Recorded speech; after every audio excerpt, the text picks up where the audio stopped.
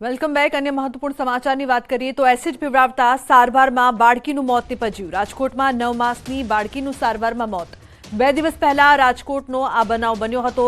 માતાએ એસિડ પીને આપઘાત કર્યો હતો। 9 માસની દીકરીને પણ એસિડ પીવડાવ્યું હતું। બનાવમાં માતા બાદ સારવારમાં દીકરીનું પણ મોત નીપજ્યું છે। આપઘાતના કેસમાં બાળકીની માતા સામે નોંધાયો છે ગુનો। તો 9 માસની બાળકીનું સારવાર દરમિયાન મોત નીપજ્યું।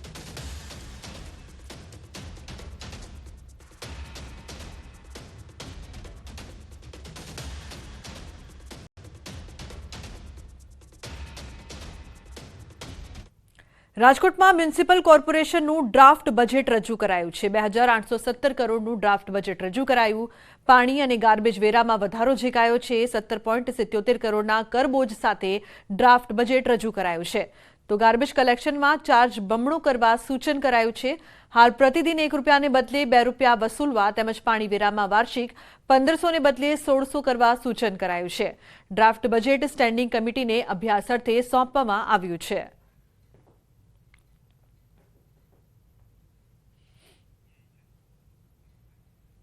તો વર્ષ 2024-25નું બજેટ રજૂ થવા જઈ રહ્યું છે ત્યારે જામનગરમાં ખેડૂતોએ બજેટ અંગે અમુક ઈચ્છાઓ વ્યક્ત કરી છે। ખેડૂતોએ કેન્દ્રીય બજેટમાં અમુક છૂટછાટ આપવા માટે માંગ કરી છે, જેમ કે પશુપાલનમાં ટેક્સ ઓછો કરવા સહિતની માંગ કરી છે।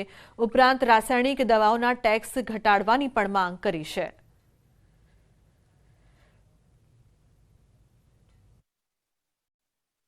વર્ષ 2024-25નું ચૂંટણીલક્ષી બજેટ જ્યારે રજૂ થવાનું છે ત્યારે જગતના તાત શું ઈચ્છી રહ્યા છે?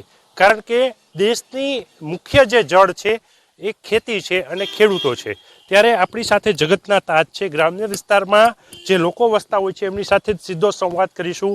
શું કહેશો? કેન્દ્રીય બજેટ આવી રહ્યું છે, નિર્મલા સીતારામન બજેટ પણ રજૂ કરવાના છે, આપની શું લાગણી? અમારી એવી અપેક્ષા છે કે જંતુનાશક દવા છે એનું બજેટમાં કંઈ સુધારા કરે, ભાવ નિયંત્રણ અને દવાઈઓમાં ભેળસેળ મળે એ ન મળે, ખેડૂતોને કાંઈક એનો ઉપયોગ પૂરેપૂરો મળે અને એના કંઈ સ્ટોલ સરકાર ઊભા કરે એવી અમારી અપેક્ષા છે। અને ટેક્સ જીએસટી છે એ કંઈક ઓછા એમાં મુક્ત કરે તો ખેડૂતોને કંઈક ફાયદો થાય અને એના ઉત્પાદનનો બજાર મળી રહે એવી અમારી ટેક્સ ઓછો થાય એવી માગણી છે। શું કહેશો? કારણ કે ટેક્સ ઓછો થાય, જે પ્રકારે વાત કરવામાં આવી જંતુનાશક દવાઓમાં, પશુપાલન સાથે પણ ખેડૂતો જોડાયેલા હોય છે, ત્યારે આ બજેટમાં આપ શું જોઈ રહ્યા છો? પશુપાલનમાં અત્યારે ગામડે ગામડે પશુપાલન ઘટતું જાય છે। દૂધના ભાવનું સરકારશ્રી બાંધણું કરે કે નીચા ભાવ જાય અને ખોળમાં એમાં ટેક્સ મુક્ત કરી એક ભાવે ખોળ કે ગમે તે પશુપાલન ખાણદાણમાં રાહત મળે અને નવા પશુ ખરીદી ઉપર કાંઈક ધિરાણ આપે, તેનાથી પશુપાલન ટકી જાય ગામડાઓની અંદર। ગામડામાં પશુપાલન ટકાવવા માટે ખાસ સહાય આપવામાં આવે તેવી માગણી છે। શું કહેશો? ખેડૂતોને આ બજેટમાં કેવી આપ આશા સેવી રહ્યા છો? અમે ખેડૂત સમુદાય સમગ્ર દેશનો અમે એવી આશા સેવી રહ્યા છીએ કે અમારા જે કૃષિ પેદાશો હોય એના ભાવ, અમારા જે એમએસપી હોય એમાં પણ સરકાર વધારો કરી આપે। બીજું, ખેડૂતોના અન્ય જે સંસાધનો છે એના જે ઇનપુટ હોય એની અંદર જીએસટી સરકાર ઓછો થોડો ઘણો કરે અથવા માફ કરે એવી અમારી માગણી છે અને એનાથી અમને સરળતાથી એ ખેતીના સાધનો મળી રહે। બીજું કે સરકારની વિવિધલક્ષી યોજનાઓ હોય એમાં પણ અમે એવી માગણી કરી છે કે યોજનાની સહાય છે એ જૂજ હોવાથી અને એ સહાયમાં પણ થોડો ઘણો વધારો કરે તો એનાથી અમારી એવી અપેક્ષા છે કે ખેડૂતોની આવક ડબલ થઈ શકે। જે પ્રકારે વાત કરવામાં આવી એમએસપી સહિતના જે સુધારા છે તે કરવામાં આવે। બીજી તરફ જે દવાઓ હોય છે, જંતુનાશક દવા ખેતીમાં જે વપરાતી હોય છે એમાં પણ ક્યાંક ને ક્યાંક જીએસટી સહિતનો ટેક્સ છે તે ઓછો કરવામાં આવે। બીજી બાજુ પશુપાલનને લઈને પણ ખાસ રાહતો આપવામાં આવે તેવું ખેડૂતો ઈચ્છી રહ્યા છે। જ્યારે નિર્મલા સીતારામન આગામી વર્ષ 2024-25નું આ કેન્દ્રીય બજેટ છે તે રજૂ કરી રહ્યા છે ત્યારે ખેડૂતો છે તે આ પ્રકારની માગણીઓ સાથે આ જે ચૂંટણીલક્ષી બજેટ છે તેમાં ક્યાંક ને ક્યાંક રાહતની માંગ છે તે કરી રહ્યા છે। કિંજલ કારસરિયા, ન્યૂઝ 18 ગુજરાતી, જામનગર। તો સુરેન્દ્રનગર દુધરેજ વઢવાણ સંયુક્ત પાલિકાનું ત્રિમાસિક જનરલ બોર્ડ યોજાયું હતું, જેમાં પાલિકાના ચૂંટાયેલા 15થી વધુ સભ્યો ગેરહાજર રહેતા ક્યાંક ને ક્યાંક ભાજપનો આંતરિક ડખો બહાર આવ્યો હતો. તો આ અંગે સંયુક્ત પાલિકાના પ્રમુખને આ અંગે પ્રશ્ન પૂછાતા તેમણે આ અંગે કોઈ મતભેદ નથી, લગ્ન ગાળો છે એટલે સભ્યો ગેરહાજર છે તેમ જણાવ્યું હતું. તો સાથે જનરલ બોર્ડમાં 7 કરોડથી વધુના વિકાસ કામો મંજૂર કરવામાં આવ્યા હતા. સિટી બસ સેવા શરૂ કરવાની સાથે તળાવના બ્યુટિફિકેશન સહિતના કામોને મંજૂરી આપવામાં આવી હતી. સંપૂર્ણપણે નગરપાલિકાની અંદર ક્યાંય વઢવાણના સભ્યો એવું નથી. ઘણી બધી લગ્નની મોસમ ચાલી રહી છે અને એના કારણે આપણે ત્યાં 10 થી 12 સભ્યો ગેરહાજર હતા. તો અમદાવાદમાં કોંગ્રેસના 2 નેતાઓ વચ્ચે ચકમક જોવા મળી. શહેર પ્રમુખ અને પ્રવક્તા વચ્ચે વાકયુદ્ધ. ભાજપના વોલ પેઇન્ટિંગ મુદ્દે ટ્વીટથી મામલો ગરમાયો. પ્રવક્તાએ કરેલા ટ્વીટ પર મામલો ગરમ થયો હતો. કોંગ્રેસ કાર્યાલય પર ગાંધી નિર્વાણ કાર્યક્રમ બાદ ચકમક. બંને નેતાઓ વચ્ચે 15 થી 20 મિનિટ ઉગ્ર બોલાચાલી. અન્ય નેતાઓએ વચ્ચે પડીને મામલો શાંત પાડ્યો હતો. શહેર પ્રમુખે પ્રવક્તાની કરી હતી ટકોર.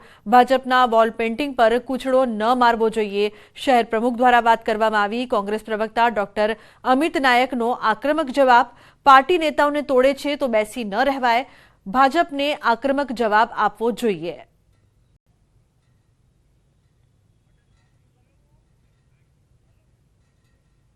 તો મહીસાગરના લુણાવાડામાં લાખો રૂપિયાના ખર્ચે બનાવેલ સ્પોર્ટ્સ સંકુલ ધૂળ ખાઈ રહ્યું છે. શહેરમાં આવેલ ઇન્દિરા મેદાનમાં બનાવાયેલું સ્પોર્ટ્સ સંકુલ હાલ જર્જરિત હાલતમાં જોવા મળી રહ્યું છે. 5 વર્ષ પહેલા 1 કરોડ 60 લાખના ખર્ચે બનાવેલું આ સ્પોર્ટ્સ સંકુલ હાલ રમતવીરો માટે શોભાના ગાંઠિયા સમાન બન્યું છે. 5 વર્ષ ઉપરાંતનો સમયગાળો થયો હોવા છતાં તે જાહેર લોકો માટે ખુલ્લું નથી મુકાયું. તો બીજી તરફ આ બાબતે નગરપાલિકા ઓફિસરે જણાવ્યું કે રિનોવેશનની કામગીરી ચાલતી હોવાથી હાલ તેને બંધ કરાયું છે.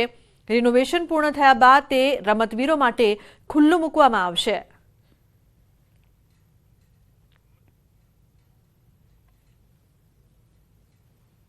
તપાસ કરતાં જોયું છે કે છેલ્લા 5 વર્ષથી જે કોમ્પ્લેક્સ છે હાલ અત્યારે તો બહુ કે રિનોવેશનની કામગીરી કરવી પડે એવી સ્થિતિમાં છે.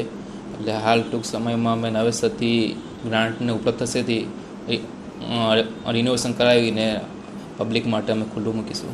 મહીસાગર જિલ્લાના મુખ્ય મથક લુણાવાડામાં ઇન્દિરા મેદાન ખાતે સ્પોર્ટ્સ કોમ્પ્લેક્સ બનાવવામાં આવ્યું છે, પરંતુ છેલ્લા કેટલાય વર્ષોથી બંધ રહેતા અત્યારે જર્જરિત હાલતમાં જોવા મળી રહ્યું છે.